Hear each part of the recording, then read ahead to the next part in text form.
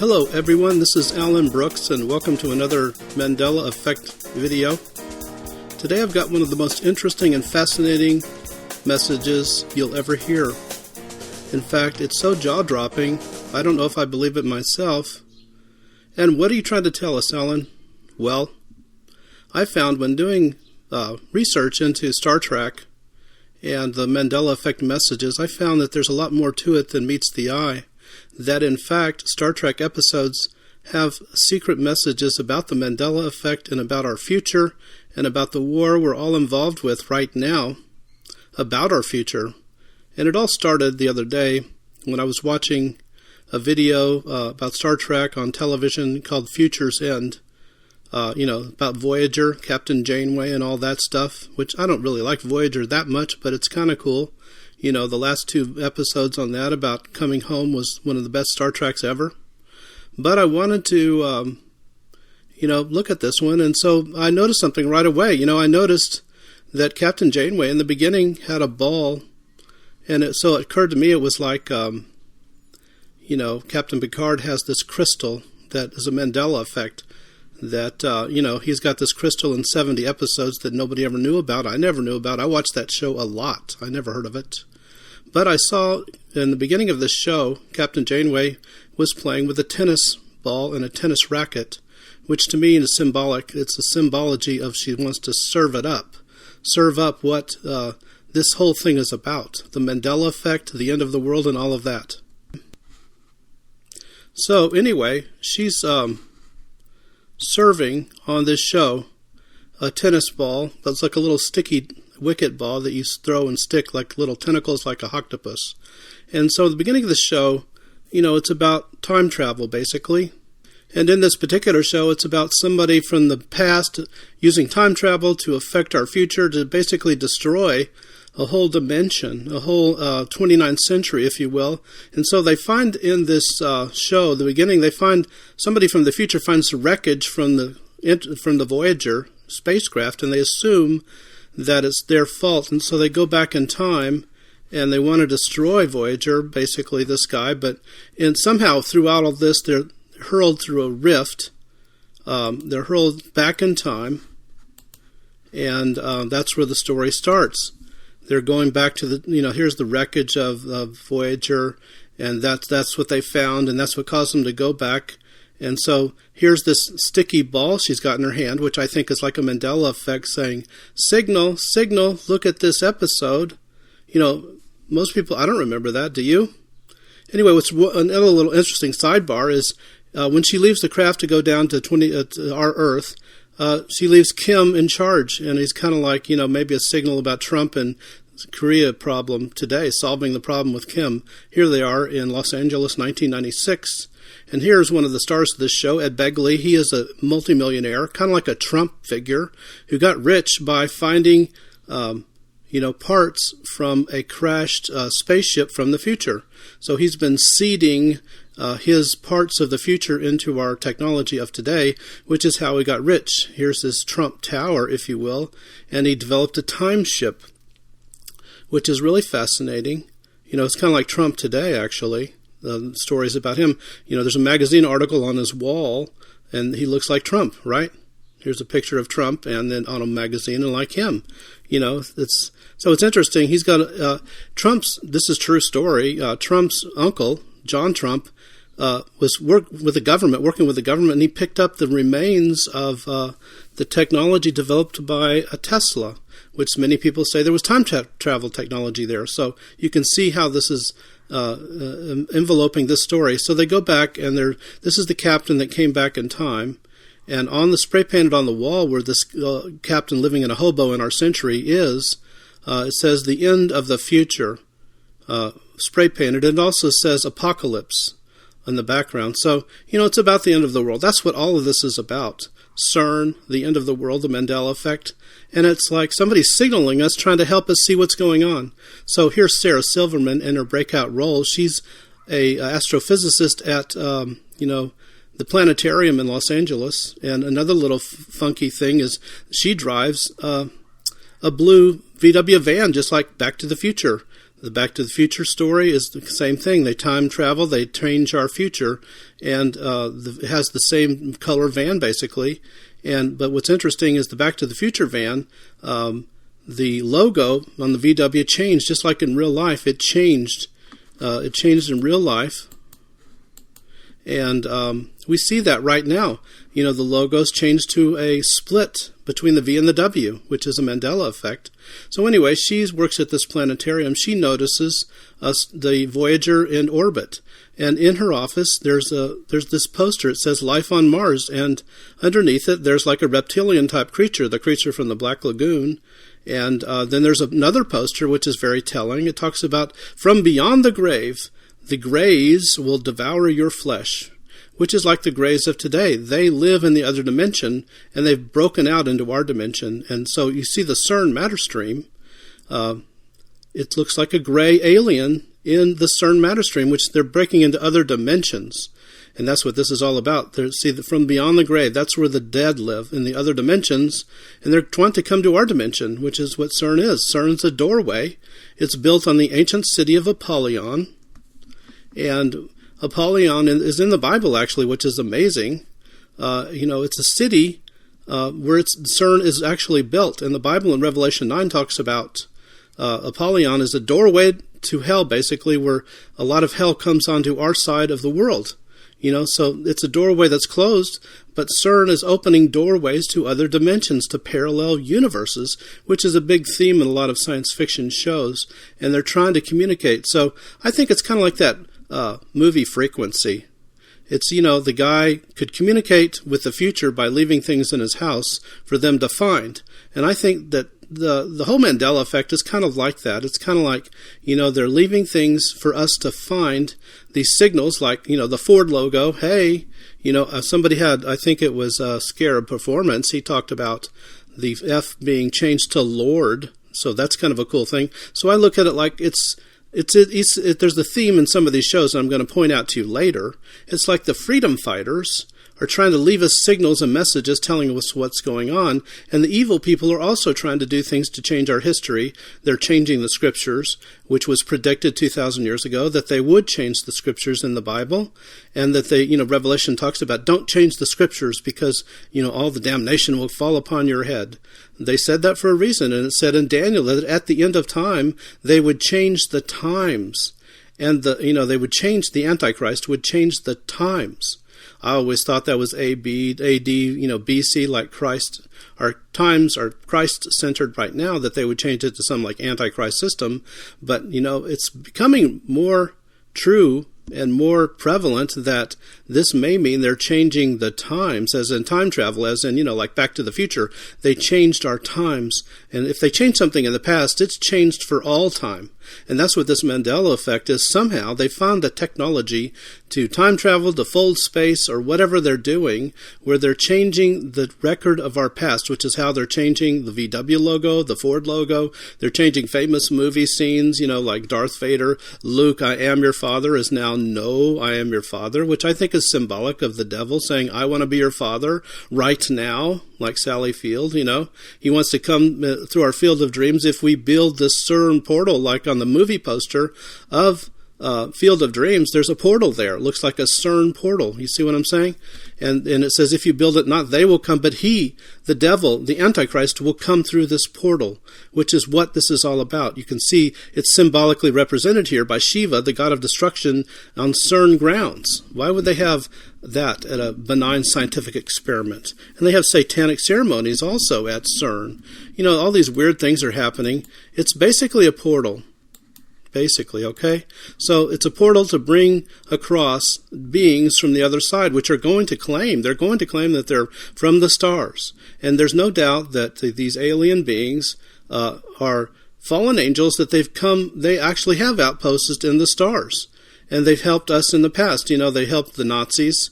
If you look at this moon picture, there's a picture of the Nazi symbol on the moon. And there's actual pictures of where they helped the Nazis in the past. But unfortunately, they didn't help them fast enough, and they got squanched. You know what I mean?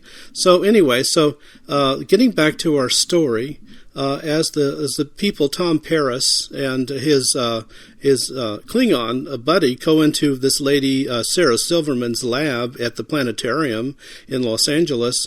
They see that poster on the wall about the Greys, beware, they're coming from the other side to destroy the Earth. And then they see there's their life on Mars, and there's a reptilian creature there. And then he walks over to the computer, and he picks up a snow globe that looks kind of like an alligator reptilian, and he shakes it. And that's kind of like what this is all about. The reptilians and the aliens, this is their doing, and we're shaking it up. And on the computer, Sarah Silverman's office, there's the Jesus Christ lizard over this alien. You see it, there's a light on it saying, hey, look at me, look at me.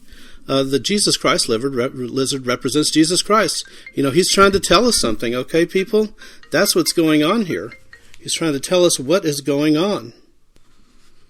And what is going on is on her computer. And what is on her computer? There's a little signal that goes, attention, attention, alert, alert, on her computer. And what is that alert? On her screen is a picture of the new Earth. How South America is 1,200, 1,300 miles to the east. Here it is. So this is the Mandela Effect, right? Alert, pay attention, this is what's going on.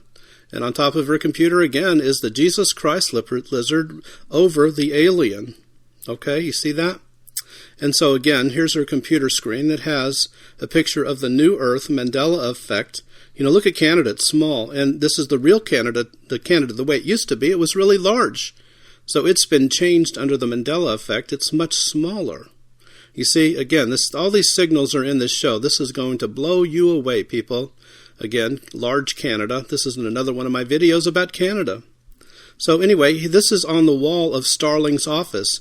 He's that multimillionaire industrialist who got rich off of the technology from the future. You see how Australia, and here's the Mediterranean Sea, the way it used to be. Spain is further away from Africa. Now they're like touching each other practically. And so, again, here is another map from one of my videos. You see how Spain is far away from Africa? That's the way it should be. And many people think that, Italy and Sicily are touching now, where they used to be far away. So anyway, here's proof of the way the world is now. And in this map in his office, Starling, the industrialist like Trump, it's far away again. That's not that big of a deal. It's hard to see, I'm sorry, but that's the best I could do. But here's another part of this map. Australia. It's the old Earth Australia. It's under Madagascar, which used to be under the Mandela Effect, angry at your automobile. Now you're mad at your gas car. So here's a great picture. Look at this. Australia is the way we remember it. It's not that big spiky spike, and it's far away from Papua New Guinea at the top. You see, here's a comparison of the two. The old one on the left, and that's what's in this map, and in the new one where it's spiky and Papua's touching Australia. Here's a great picture. Can you see how the top of Australia is not this huge spiky tooth, and it's far away from Papua New Guinea, and here's the way it is now. You see the spiky tooth part at the top is touching Papua New Guinea. Again, this is the Mandela Effect. They're merging our realities. They're merging continents. They're doing weird things, playing around. And here's this dazed and confused globe. You can see it's the old Earth Australia. It's, at the top is not this huge snaggletooth. It's far away from Papua New Guinea, which is next to Mama New Guinea. Anyway, here is the old Earth Australia in the map of the industrialist billionaire's office in the Star Trek show, Voyager. It's proof. It's old Earth reality. And again, the dazed and confused map, which matches that. So they're sending signals through this show. I found it amazing. I think there's a lot more than we realize in some of these shows. So here it is again. I'm probably showing it one too many times. But that's pretty fascinating. It's right there in front of you, and it matches this diagram, which shows old Earth and new Earth Australia.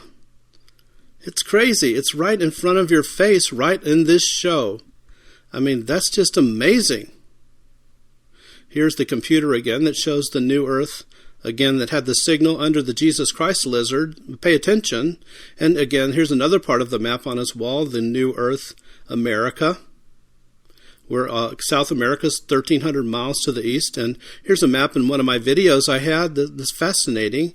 This is the way I remember America, and most people remember South America. It's South America. It's under North America, and Baja is not that large either. Now, anyway, here's a map on Starling's wall. Behind him, the multimillionaire industrialist, Ed Begley. Look at the little picture above, near his head. It's like a gray alien, like in the office of Sarah Silverman. That's in her office. That poster that said, the gray aliens from beyond the grave want to devour our flesh. Okay, in this show, there's the gray alien right there on his wall, like a Facebook wall. It's on his wall. It's, why would that be there in an industrialist office? It's a signal, people. That's who's behind all this, the gray aliens, the reptilians. They want to take over our world. That's what CERN is all about. And again, here is, the reptilians. They helped the Nazis in the past. You see, the truth is about all this is Genesis 6 talks about the gray alien. They talks about how the fallen angels mated with mankind. And their offspring they produced that's why the flood happened, because there was such a horrible abortion, such a horrible, creatures of, huge giants like Goliath, like these reptilians who are super smart fallen angel offsprings. And that's why God did the flood in the first place, to get rid of all these creatures. Okay, and so they helped. These creatures have been living underground. I know it sounds like some sci-fi movie, but it's true. In Los Angeles in 1913, they found a huge city. The reptile city was on the front page of the LA Times. This isn't fiction. This is truth. They found the city with tunnels, and there's stories, hundreds of stories, if you look on the internet, of people who've been exploring in caves, and they meet reptilian peoples. They see huge underground cities and tunnels that traverse the world. This is crazy, this is like some movie, but it's true. It's in story after story, and this is where the giants came from. One of the aspects of our history that the Smithsonian and other people have erased is the fact that they found hundreds of sites of giant bones across America and across the world. These are, again, part of this offspring of the fallen angels who mated with mankind, because, earth girls are easy. And also, that's why they developed Cialis, because, these creatures sometimes had he-reptile dysfunction, and so they had to get earth girls named Alice. They had to Cialis for he-reptile dysfunction. A little earth humor there, people. Anyway, so these creatures, they have helped. They're trying to do something to help the evil people. They helped the Nazis. Here's a Nazi UFO. This isn't a fake picture. These are real photographs of World War II of Nazis with alien UFOs that the reptilians and these creatures helped them develop. And, here's an amazing picture that you've probably never seen before. It's a picture of the moon that has a swastika. Gee, I always thought it meant you washed your car, What do you want me to do? I want you to swastika car. Anyway, here's that picture again from Ed Begley's office of the gray alien on the wall above his shoulder. Isn't that crazy? Like, we are here watching you, Earth people. Anyway, so the intrepid Sarah Silverman, the scientist from the observatory in Los Angeles, with Tom Paris and the Klingon, are looking around trying to find this guy. And, they do eventually find him, as but part of this movie, which is really interesting, is, Chakotay and B'Elanna, they're captured by the Patriot freedom fighters at some point, and the freedom fighters start talking to them. They say something very, very intriguing. They give us a big clue. They say, two forces are at work in this world: the drive towards collectivity, the drive towards individuality. You are the former. I am the latter. The beast has many heads, and I am looking at two of them. You are no patriots. You are from the beast. You are from the government. So, golly, what does that mean? This is what this is all about.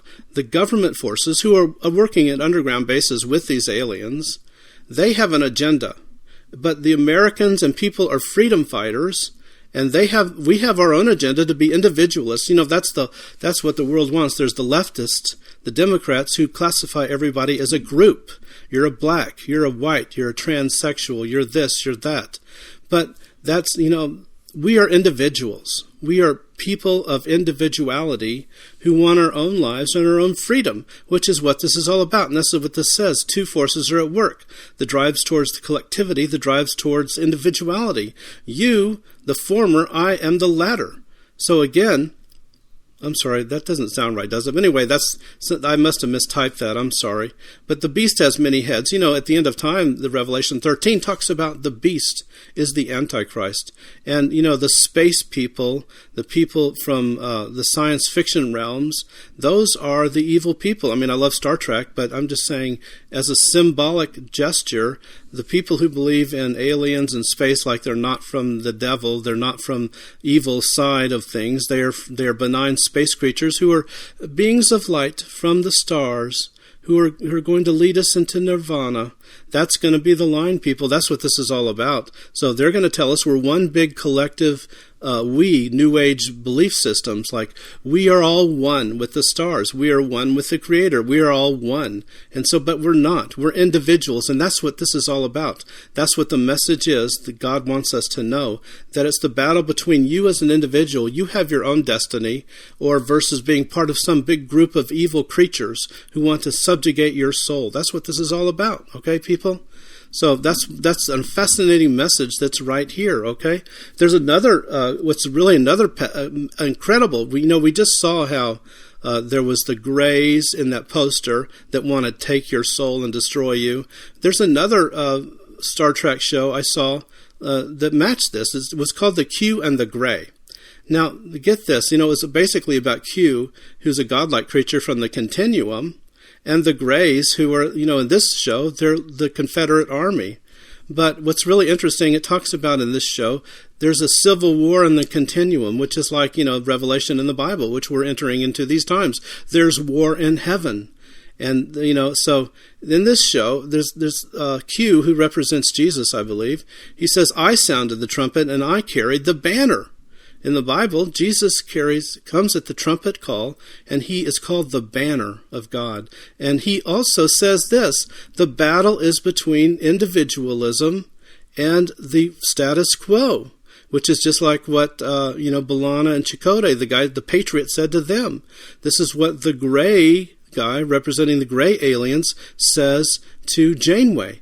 The battle is between individualism and the status quo. The battle is spreading. Can you see how those are connected? They're the same message, which is like, here is Revelation, the book of Revelation, which talks about war breaking out in heaven, which is fascinating. And the devil gets cast down through this portal, or somehow comes to earth to reign as the Antichrist for a 3.5-year period. Again, that's like this message here. Now, isn't that amazing that two different shows I just happened to watch had the same exact message about individualism versus the status quo, or becoming part of a groupthink. You're part of, the divine huge consciousness of reality, as the yogi said, when he went to the hot dog stand, make me one with everything, that's a lie, people. We are individuals. And so at the end of time, there's a 3.5-year period where the Antichrist rules, the devil gets cast down, where he'll attack Israel through Muslim forces, he'll rule from Israel, and he'll try to take over the world, but he won't take over the United States, I believe. So that's what this is all about. And in this show, Starling, the industrialist, has developed a time ship, which is just incredible because, a lot of people know the United States government has worked with aliens to develop time travel ships, or ships that can go interstellar. It's called the TR-3B. Now, here's a picture. It looks just like the drawings, the plans on the Janeway show. And here he is at the end of the show. He makes a break for it in his TR-3B look-alike ship to time travel to the future to get technology so he can be richer and richer. So anyway, of course, the intrepid Janeway stops him. She's the hero. She arms the torpedo, and she destroys his ship before he can, escape to the future and destroy an entire parallel universe and dimension, which some people say our experimentations at CERN have already done that, have perhaps destroyed a whole universe.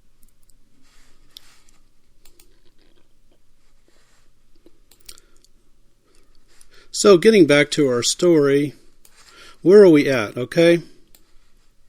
So the intrepid industrialist made a run for it, and Janeway killed him to stop all the destruction of our future universe. So she saves the future, which is kind of the message. They're trying to send us to try and save our future, okay? And there's some more interesting information. CERN, they are trying to, again, use parallel universe technology to go back in time. Somehow they're messing with our future. That's the only explanation. And they've developed technology and there's somehow maybe people from the future are leaving this technology hanging around for us to find. And some people feel Iran found some of this technology. And so that's what's going on here. There is technological innovations that are happening in our timeline because of things that we've found, just like in this show.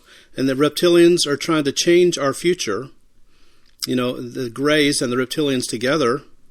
And that's quite a message. But in the end, Jesus Christ, represented here, he's over the aliens as this spotlight is spotlighting. But here's another fascinating tie-in. Star Trek Enterprise also has some interesting informational messages.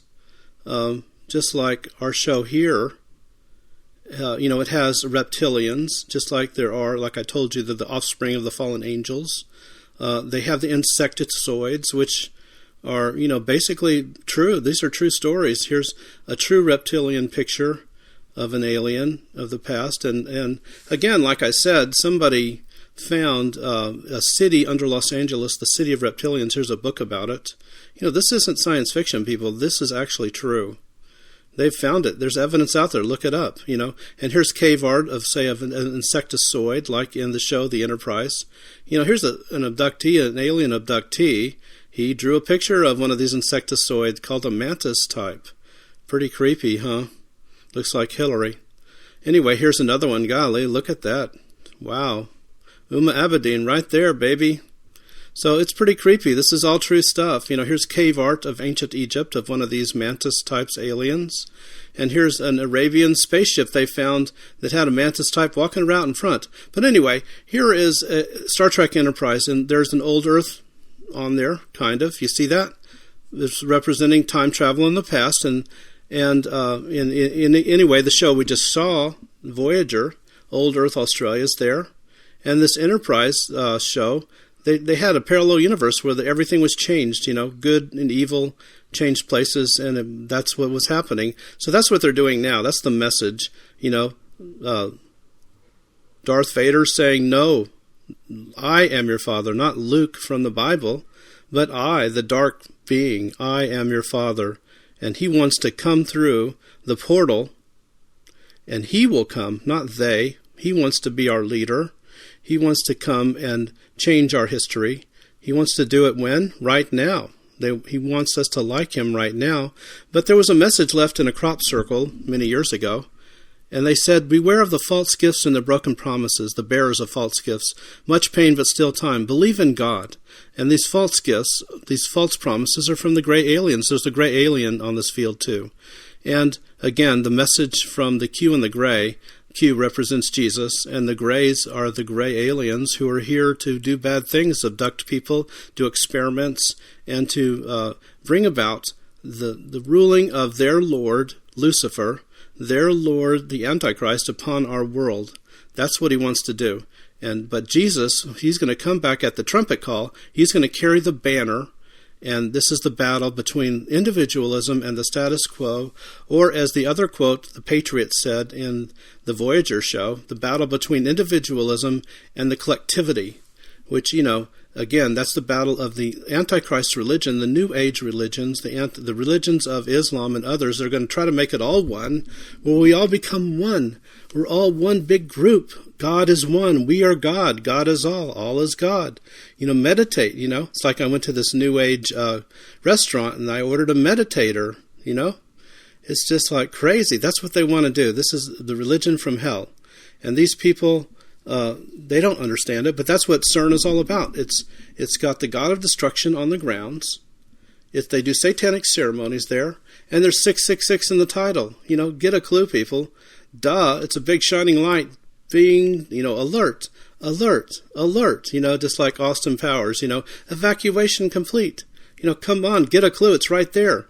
That is what they're doing. They're trying to usher in a portal, which you can see, there's demonic faces in this portal. It's not Alan Brooks Bible fanatics showing you something that's outrageous. It's right there. If you can't see that right in front of your face, how dumb are you? This is all about the end of time. And Jesus is the one who comes at a trumpet call. He wants to save you. He's the way. He's the true God, the true light. He supports you as an individual, not as part of a group. Okay, so that is the battle for the ages, how there's war in heaven. And again, in this show, the continuum, there was war in the continuum, which is like heaven. And Jesus Christ is going to come back once and for all and end that war. But until then, there's going to be forces of darkness that are going to try to usher in their religion, their false religion, where the aliens are God. Maybe some sort of Mahdi, the Antichrist of Islam, is the God of our universe, and they're going to fool everybody. That's what the Bible says. It's going to be war in heaven for one last 3.5-year period. After that, it's going to be complete darkness outside. The sun, moon, and stars are going to be darkened, and Jesus Christ is going to be this huge light appearing in the sky. And he's going to come back, and he's going to destroy evil forces once and for all. And then we're going to all live together in one big happy Jesus freak colony in Jerusalem. And that's the truth. That's the real religion. God supports you as a person, as an individual. He loves you, not as part of some big race or part of a group of aliens who are deceiving you. Sure, I'm not some bigot who's saying, there's no possibility of other, aliens from other worlds. Sure, there could be. But, all the research that I've studied, and I've studied the issue for years, is that they smell bad, they lie a lot, and they say they're from other dimensions. They even tell people, like Simon Perks, an abductee, who you saw the picture of the mantis, it was his mother. They don't want a God to have a God the Father. They want you to have a mother. And so that mother alien, the mantis insectoid, told him that we are the Nephilim. Gee, they're not even hiding it. The Nephilim are the offspring of the fallen angels and mankind. Again, this is the big plot, the plot of the ages, which they're trying to overtake the true God and his true Son, which, it's amazing. In the Old Testament, it even talked about this plot. It talked about it in Psalm 2. It says, why do the heathen rage? Why do all the people of earth get together to plot against God and his anointed one, the Savior, Jesus Christ? They're all plotting. They're making a big plot. That's what CERN is all about, a plot to take over the world and destroy you, destroy your universe. And he says, this is Psalm 2, almost 1,000 years before Jesus came, God's Son. It says, this plot is not going to work. I'm going to laugh at you. God says, I'm sitting in the heavens. I'm laughing at your plot. This is my Son. Worship him. Kiss the Son, it says. This is the Old Testament, people. Gee, how do the Jews miss that? I don't know. I love you, Jews people. I'm not banging on you. But, it's right there. God the Father says, kiss the Son. This is my Son. Don't plot against my Son. And that's what all this is about. And that's what these secret signals are all about. In the Mandela Effect, in Star Trek shows, in other in logos, they're trying to warn us about what this plot is all about. Don't be a part of the plot. If you're, part of a false religion, come join the true religion. Ask Jesus to save you. He said, if you believe in me, you'll live forever in heaven. And people who die and come back, that's what they say. They don't say, I go to heaven and there's Islamic tents where people are having sex all the time. No, they say, there's Jesus, there's my friends and relatives, and it's the true and only religion. A Buddhist monk died for 3 days. He had no clue, no concept of Christianity. He went to heaven. He saw Jesus. He saw his friends in hell. You can't argue with that. That's just the fact. At the end of the day, this is the true story. There is God. He has his Son. He's going to come back as a banner at the trumpet, like Q said, in the Qs and the Grays. And this is the battle between the Jesus Christ and the Grays, which is why it says in Revelation 12, there's war in heaven. And it's all boiling down to something that's coming in the near future. There's war in heaven. And which side are you going to be on? You can be on the winning side, the side of the Son of Jesus Christ, or you can be on the other side, the side of the false aliens proclaiming themselves as beings of light. Okay, this is Alan Brooks out. Thank you very much.